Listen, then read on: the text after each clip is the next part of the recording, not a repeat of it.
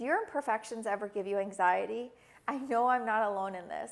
Well, it goes without saying that we are imperfect beings. Oftentimes, many of us strive for perfection because we are perfectionists.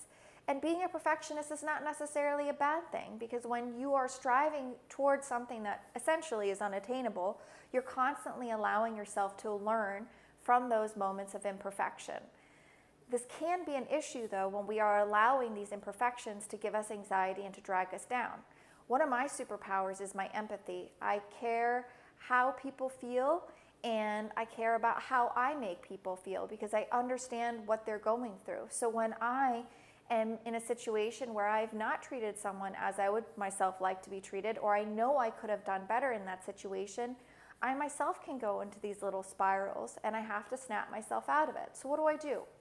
First thing that I do is I send that person love. It's all an energetic thing, so whether or not that person actually feels it in that moment from me, they are getting it on an energetic level. And I nextly do whatever I can to correct the situation, whether it means reaching out to the person or also correcting it for myself for my future reference, because that has happened, I'm learning from it, and I'm not allowing it to happen again.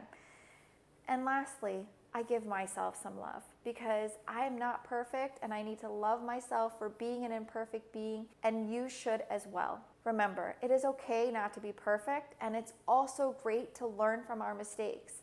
But we should never allow ourselves to get to a point where we berate ourselves for the mistakes or for the simple missteps that we've made or for the imperfections that we have, because ultimately these are stepping stones to becoming a better, greater person. And when we are able to learn from these, we can move forward.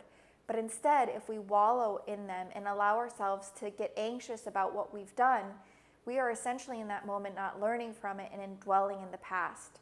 So allow yourself to be imperfect, learn from your imperfections, and move on.